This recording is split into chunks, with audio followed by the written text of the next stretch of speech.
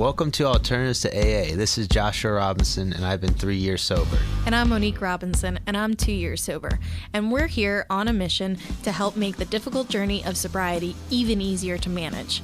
Nobody in my world ever thought that I'd actually manage to be sober. So now we're taking what we've learned in the last decade to be able to help you too. And we're not against AA. We just need to learn how to manage the other 23 hours of the day. From communication to relationships to self-care, we're going to show you how to cope when your triggers try to take you down. Join us every Monday at 6 p.m. to uncover not only how to live without alcohol, but to thrive in sobriety and to swap out your addiction for a better life with the help of Alternatives to AA. So let's go. Hey guys, welcome to another episode of Alternatives to AA. Today we're going to talk about tips to help you stay sober long term. Yeah, and it's an important one because the longer you are sober, the more you need to focus on these things. So one helpful tip for staying sober long term is to create a reality that you like more than the one that you feel the need to go for alcohol, to enjoy to get through your days. So in the beginning of your sobriety, you will not have this reality. It's just not possible because it's not going to happen in an instant. But you can set forth a vision, a dream of a reality that you want to get to one day. Yeah, so for example, when we decided to get sober, we had bigger dreams than where we were at the time. We weren't even engaged, but we always talked about that. Monique wanted to be a wife and also have kids, and so that's happening. Mm-hmm. There was just a lot of responsibilities that if we were still had the addiction, we just couldn't get to those goals. So that was the main reason why we stopped, because we saw that we were able to start to go on a positive path, and we just kind of got addicted to that, I guess. Yeah. Addicted to just trying to better ourselves in other ways that made us feel happy, like we didn't have to drink to fill that kind of void. Yeah, for sure. And I've always kind of been like that anyway. Mm-hmm. But it was good because when I first started drinking, I thought that drinking actually made me be a better person. Mm-hmm. So that was actually a really bad thing sorry. Oh, I was just going to say a lot of people feel that way because you feel like you're calmer, and I should say calmer. Sexier. You feel sexier, you feel more fun and all these things. But it's masking confidence. It's masking who you really are. Like when you get sober and you rediscover those things, you actually become more confident in yourself. You actually become more fun. You actually become happier. It's not a fake persona that you get because of synthetic, like from the alcohol. Yeah, because you actually put in the work to actually do it and not rely on the substance to do that. But like we're just talking about, it doesn't actually do that anyway. Yeah, it's just it's fake. Just fake. We just believe in the delusion that that we're just having fun and it's no problem. Yeah. While everyone around us is kind of, what's going on with those people? Yeah. You think you look so much better until you see a picture or you see a recording of it and you're like, that is not how I felt when I was doing that particular thing. Nope. Yeah, for sure. But so that was always what I was always into bettering myself. Mm-hmm. Probably because of low self-esteem or something else, not feeling like I was ever good enough. But there's definitely nothing wrong with bettering yourself, because then it actually makes you a better person. And so obviously people can take it to the extreme when they're never satisfied with where they are. Mm-hmm. But just like us having these goals that at the time they just sounded like impossible, but they were exciting to us at the same time. So we're just like, we're gonna try to do this together, and that's what's happening. I've had family members say they don't even recognize me. Yeah. 180 kind of thing. Yeah. The 180 thing has been a big testament for both of us. A lot of people have said you've pulled a big 180 from where you were a couple years ago. And it's true, but it's only true because we realized our dreams, they were linked with responsibility, and we knew like we could not handle that responsibility in the addiction. And we lean on each other though, and we lean on other people. We talk to them, and it makes it easier to kind of like calm it down, so we're not taking on the world ourselves. We have support, and that's very important in this too. With all of these things, let's be honest, dreams do come with issues too. So you have to remember these bigger dreams, like Josh was talking about, like I wanted to be a wife, I wanted to be a mom. Eventually I wanted to have a bigger home so I could entertain friends and family. Josh wanted to be a dad and a husband, which obviously those things are happening for us, but also to get himself mentally and physically better, physically at the gym, and then mentally just pursue like a career, which also involves school. All these responsibilities, they do come with issues, but when you're not sober, the issues seem like a big boulder, whereas like when you are sober and you are taking them apart piece by piece, it's like little rocks. So it makes it a lot easier to maintain and handle. And again, like I said, like leaning on people is really important through that process. And another reason it's really hard to stay sober long term is your ego. And your ego can trick you into thinking your willpower is strong enough now, after not drinking for a while, that you can drink in moderation. And we both have learned the hard way that this is just not true. You can start small and think like, oh, it'll be okay. But within a few weeks, you'll be back to the intensity and the rate of your problem as it once was, and you might even surpass it. This can make it also hard to stop using again, because you feel shame that you were abusing the alcohol again, because you told yourself, oh, it'll be okay this time. Admittedly, I almost hit a year, I think it was 5 or 6 times. Yeah. And right around that was when I would be like, oh, I'm okay now. But that was never the truth. Like, I would say I'd have one drink, and usually by maybe the second or third night I said of one drink, I was having my old normal. And Josh, he had hit 4 years once before, and he went to a wine tasting. Yeah. You can tell that story if you want. Oh yeah, I might have told it already, but yeah, I went to a wine tasting event, and so I was like, convinced myself, well, they're just little samples, but each sample's like probably an ounce or something. Mm-hmm. And I had like 20 or 30 samples, making my round way the whole thing. And I was totally so drunk I couldn't even go home for a bit. Yeah. Because I was just hammered. I guess I had like almost like a whole bottle of wine. Sounds like it. But yeah, for having none for like 4 years, that was a huge jump. But and then within, like you said, like a couple weeks, like a month, I was drinking just as much as before, which was like like 20 to like 40 drinks sometimes a day, or it depend. For me, it was like usually every other day, or definitely on the weekends, more like a binge drinker. But yeah, it was crazy. So I was back there right away, and then then I got in a car crash, I think, or something. Just like everything just went downhill like really quick. Yeah. So I've been sober for 4 years now, and I had this kind of urge to want to drink again, because it's just like weird. Your body it remembers. Kind of remembers and says, oh, you've like paid your dues, like you're not this person anymore, because like in a lot of ways you're not that person, right? So you can definitely trick yourself. You're like, I'm so much better now, everything will be fine, I just need it to relax. Bam, you're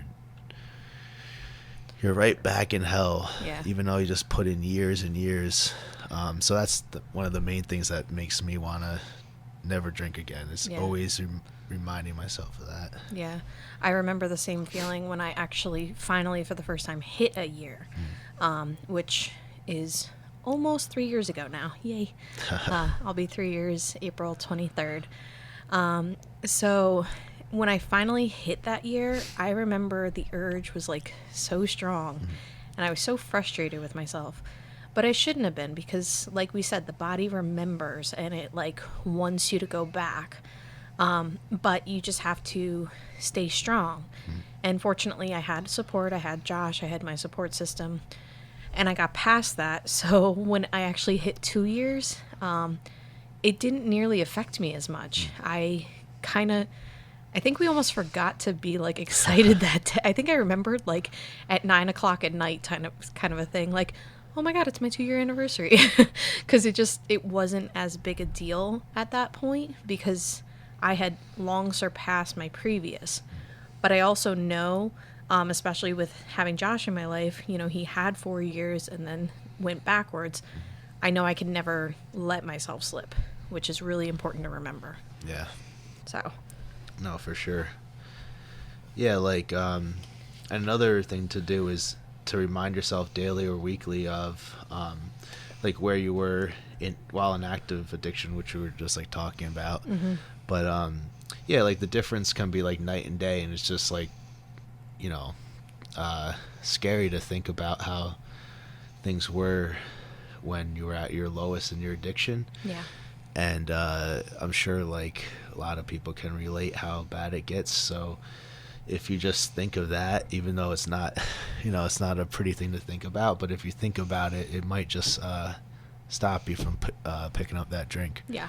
Just like even if you're still in addiction right now, like maybe you're not at the lowest that you once were. So it's just always a good thing to think about, even though it's hard. It can save you a lot of pain, because you can just go through it in your head instead of actually experience it in like real life. Absolutely. So. Yeah. Like when I was newly sober, especially this last time, I started making a list in my phone. Because, sometimes when you're having a really bad day, it's hard to remember what you're actually grateful for and proud of and everything. You're just like, oh, everything's crap. My day's crap. Like, this sucks.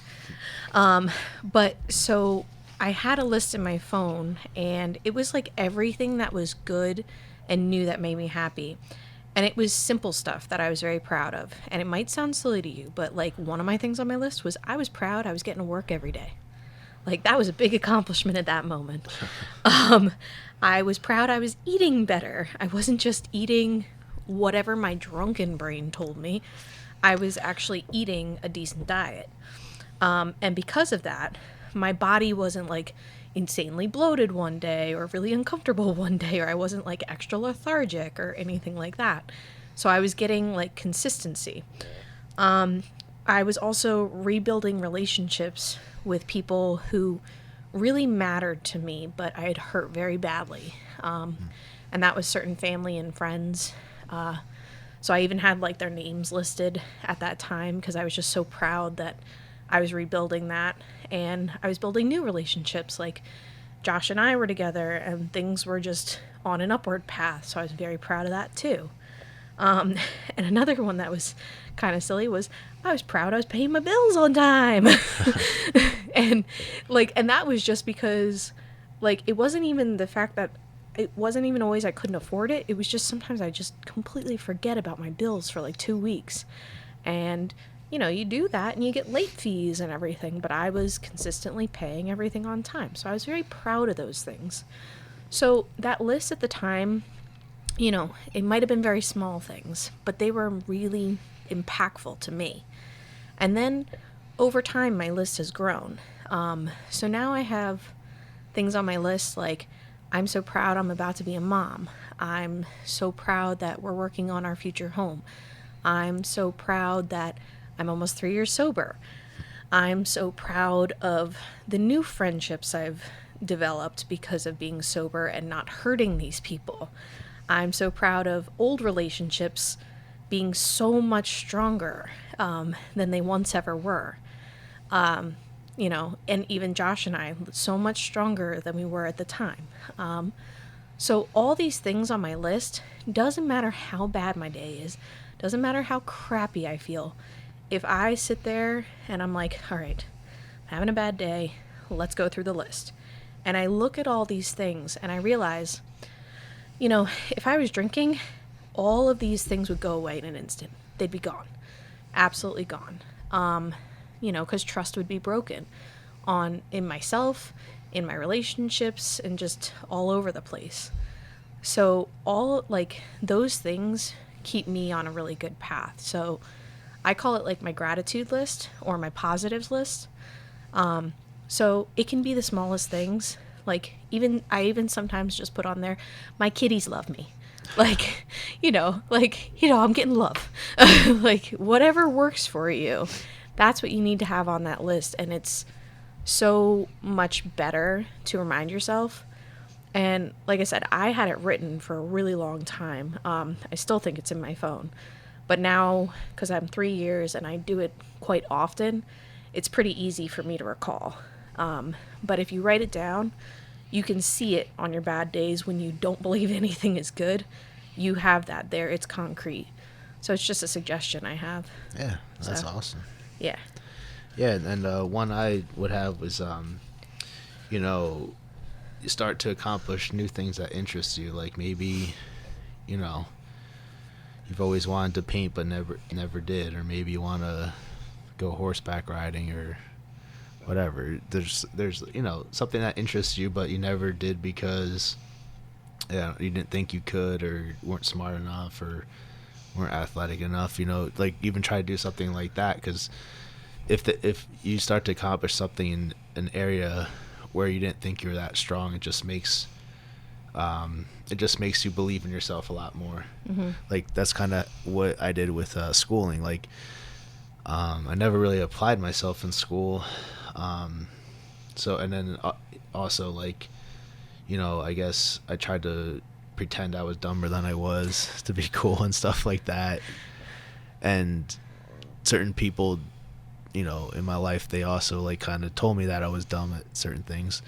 So I never really thought I was that smart. But now I'm going to school for my degree and then get my master's and all these things, which you don't really actually have to be that smart to accomplish. You just have to put in the hard work, and just do what they tell you to do.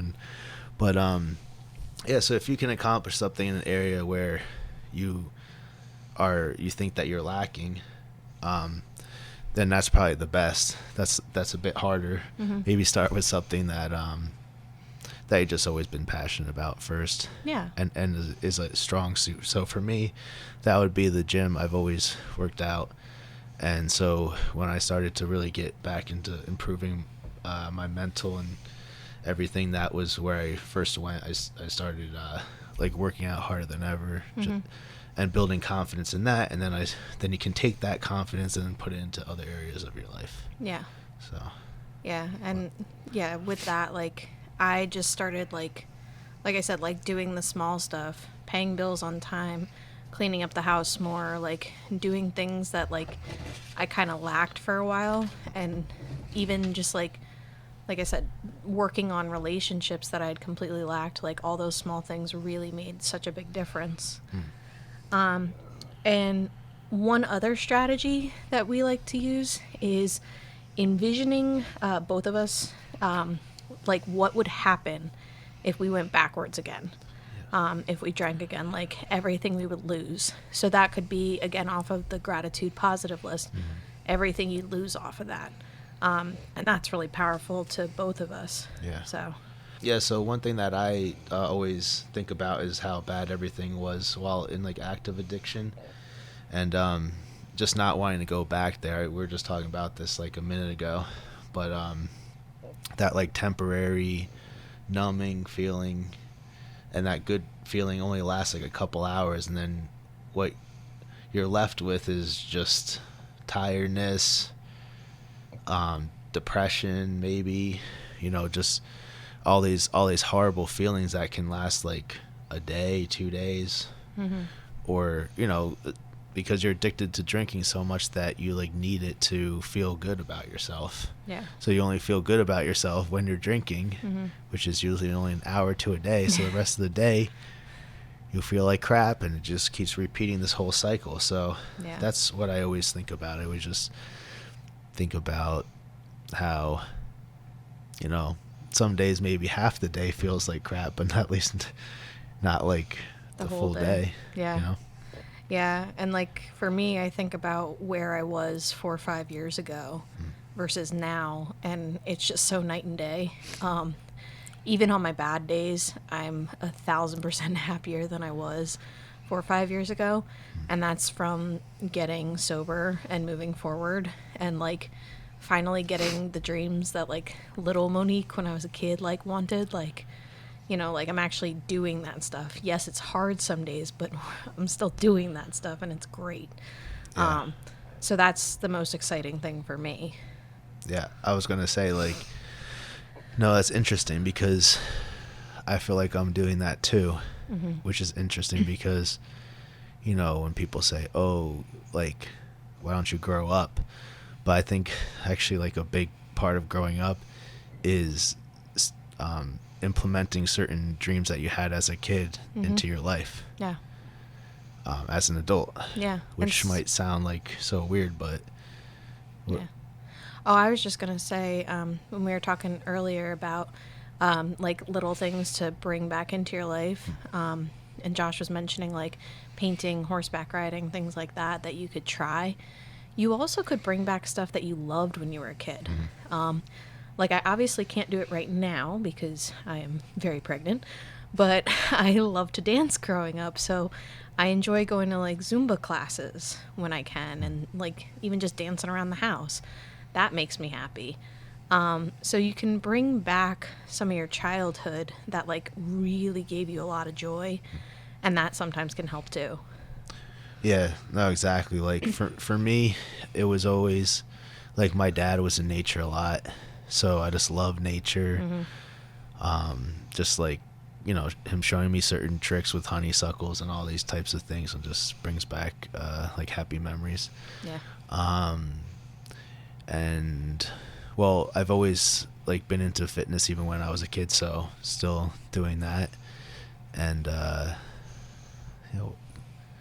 always liked to do artistic stuff too. So like even the podcast, it's kind of artistic, You have to, so, but yeah, so like being able to do those things, and maybe it's not a career or whatever, it's a hobby, it's still good to implement those things into your life because these are things that just fill your soul, and if you don't have those, you're just gonna end up feeling like a zombie, like just getting through every day, like not really feeling it, not really like enjoying anything. Yeah. So it's good to bring back those things. You'd be living, Yeah. but you wouldn't be thriving. Yeah. And something in sobriety you want to do is find ways to thrive. Yeah. To make it worth it. Yeah, because if you're feeling so good and stuff, like, why are you gonna have to pick up a substance to like feel better? Absolutely. Yeah. So another practice that can help you maintain your long-term sobriety is to help other alcoholics with their sobriety. So AA does this. It's like a common thing that they do, of like mentoring or sponsoring other people. You don't have to do it through AA. It could just be like with even just friends of yours that Yeah. that they want to maybe stop drinking less, or maybe they want to quit, and just helping them out with that helps you maintain your sobriety, because well, it also brings you back to how you were once living, and that is part of it. Yeah. And then the other part is obviously to help the other person out, so maybe they can get sober too, and that's just an awesome thing to be able to do, and that's why we have this podcast, to just help ourselves by always talking about this and realizing we have a problem, and all the different strategies that we do so we don't go back on that path, and also just helping other people out. It just makes you feel good, and it's just awesome to have other people get sober, because if you've ever experienced like being hardcore alcoholic or whatever you want to call it, you know that you never wanted to actually get there. It's just like a really bad place, and you want to try to help other people get out of that place as well. Absolutely. Yeah. I mean, like Josh and I, we fortunately have each other to talk to.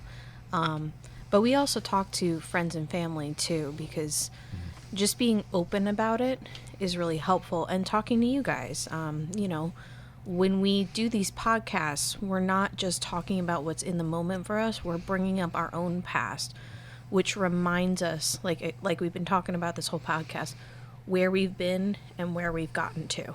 And that's a big deal because it's so easy to forget, like, especially when you're getting into the monotony of the day or you're getting exhausted, like all the new things you're doing and you're just getting like worn down. It's so easy to forget how much different it was years past. But it's so important to remind yourself like where you've come from and how far you've gotten. Yeah. Because that alone just helps you feel accomplished and able to keep moving forward too. It helps you stay the course. So it's really important. Yeah. We try to also view our sobriety as like a daily challenge, not decades long challenge. Because when you, like, example, for me, when I would talk about like getting to the 1 year, for some reason that was such a huge mountain for me. And that's why, like I said, I broke that 5 or 6 times. It was 10, 11 months, right around there. And I'd break it every time because that 1 year mark was just so big a hurdle and it was just too big for me. It was too scary for me, which might sound silly to some people, but calling myself a year sober was just like, oh my God. So consistently 5, 6 times in a row, I broke it at 10, 11 months, which was really, really annoying because I was so damn close. But it just like overwhelmed me. So once, like this time around, I tried to ignore the 1 year thing. It was just, all right, I'm sober another day. Good for me. Like it wasn't this big mountain. It was a little pebble on the hill. Like I just added a little pebble. I want to say it's like relating this to working out. Okay. Like if you're for like doing cardio, and thinking, oh, I got an hour to do this cardio or whatever. Yeah. If I always break it down into 5 minutes. Yeah. Like, so if I'm doing 30 minutes of cardio, instead of saying I'm doing 30 minutes, I'm saying I'm doing 6 5-minute sessions. Yeah. But it just seems so much smaller. So the more you can break something down, the less, it doesn't seem like as big of a monster to accomplish. So that year to you was just like, it just was too scary, too much. You would like run away. You just run away from it to the drinking. Yeah. And it was annoying because it was always something stupid that I would be like right around that 11, 10 months, like that would set me off, even though probably like 10 other things during the year like should have set me off. But because I was so close to that 1 year, it was the stupid thing that I'd be like, all right, screw it, I'm going to the liquor store. And I'd get so mad after, like, because like we said, I'd have one drink maybe that night. A lot of times it didn't even stop at one drink, but I would say I was going to have one drink. But by 3-4 days later, I was up to my old habits again, like instantly. I didn't even make it a week before I was back to my old norm. As terrible as that sounds. And I would just be so mad at myself and so frustrated. But like I said, this last time, we tried really hard, and it was really helpful to have someone like sober with me. So, lean on someone, friend, family, partner, whoever works for you. Especially around bigger times, lean on those people and tell them, like, this is intimidating me, I'm feeling tempted, and just talk about it. Yeah. Because the act of talking about it even takes the weight off your shoulders.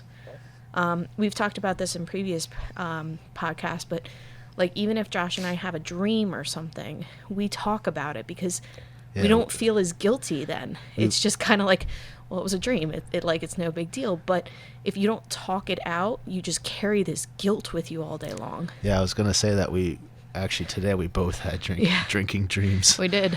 And so it's actually fairly common, Mm-hmm. which is annoying because, you know, you feel guilty, like, oh, I did it in my dream. Does that mean that I would do it in real life? And it's like, no, it's a dream. Like, Yeah. uh, unless you can lucid dream, you can't really control the dream. Right. But so that's a whole. But I don't lucid dream. I only did that like one time, so it's Yeah. not a normal thing for me. No. But yeah, so it's just it happens fairly often. I'd say for me, like probably like almost every other day, Yeah. Something like that. a drinking dream. Yeah. It's crazy. I'll get it. I won't get it as often, but when I do, I wake up feeling guilty. But like even today's dream, I was clearly like way in the past. The people I was with, the place I was at, I was like 7, 8 years in my past. So clearly like nothing real in my like current reality. And yet I woke up feeling guilty until I told Josh about it. And then it was kind of like humorous to both of us because, you know, clearly that's not where I am today. But if I had not talked about it, I would have felt guilty all day. Like, why did I do that? But you can't control your dreams. Yep. You just have to be patient with yourself because this is a lifelong battle, guys. But like we keep saying, you have to tackle it one day at a time. Even if it's 1 hour at a time, you know, whatever breakdown works for you, that's what you have to do. Yeah. Yeah. When it's really intense, it can be like that, like an hourly thing, or even like, yeah. Yeah. I mean, sometimes in new sobriety, I would just be proud that I got to like 8 o'clock at night Yeah. and I wasn't tempted yet. Because normally I'd start earlier. Normally, you know, I'd get off work, and if it was a bad day, I'd start right at 5 o'clock, you know, like right when I got home. So even when I got to 8 o'clock without being tempted yet, it was like I threw myself a little party. Because, like, look at me, I wasn't tempted yet. So if that's what works for you, that's what you got to do, you know, celebrate those victories. Be proud of every moment that you are sober and moving forward in your life instead of moving backwards. Yeah. So, For sure, babe. yeah. Yeah. And the last thing we wanted to leave you with is try to live in love, not fear. Being vulnerable in the small ways will benefit you in the long run. And like we were talking about, we're being vulnerable with you guys, with talking about the fact that like even years later, we're having dreams. Even years later, there's sometimes struggles that like set us off. That is us being vulnerable with you guys. Because we want you to know it's okay to be vulnerable because it gives you strength. It sounds funny, but it does, because you're being honest with yourself, you're being honest with others, and it makes it okay.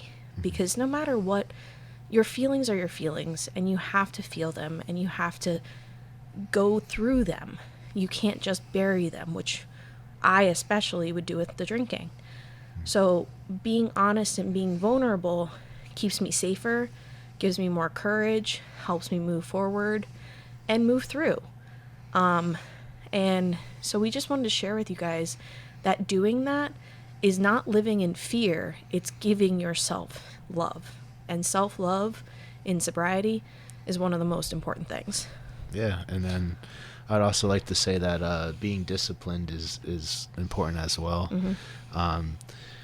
You know, you can start with just a small thing like making your bed every day, and it just kind of that little thing, it just starts the day on a positive note, like, oh, I did this. So then you just do something else. And it's not about, oh, how much things can you get done in a day. No. But what I'm trying to say is that it just helps move you in a way that you're forward moving in the world, and you're feeling good about yourself. I mean, it could even be like just, you know, brushing your teeth, doing your hair in the morning. Because sometimes when the drinking's bad, that can even be a struggle. Yeah. But so even just doing that, you know, can just make you start to feel better, look better, and it can just all escalate from there to where, you know, you're getting up early because you want to go for a walk or something like that. So yeah, it's like we said, it's the little things, you know, you got to start small, and then you can get to those big things. You can have a big long-term goal, but when you're newly sober, starting with the little things like making your bed or just any kind of self-care is really helpful. Like, ladies, you know, even if it's just putting on some face cream each night and just being like, oh my gosh, after a week, my skin is looking so much better already. Like, that is self-love. So whatever your version of self-love is, like taking care of yourself, those little things will help you in the long term. Yeah, for sure. So, all right, guys, we'll see you next time. Bye. Thanks for listening to Alternatives to AA. If you would like to contact us directly, please shoot us an email at alternatives2aa2021@gmail.com. We also hope that you continue to join us on Mondays at 6 p.m. You can watch us live on YouTube. You can subscribe to us that way as well. You can leave us a 5-star rating and follow us on Spotify. And if you're on Apple Podcasts, we ask that you please leave a rating and an honest review. We'll see you next week. Bye.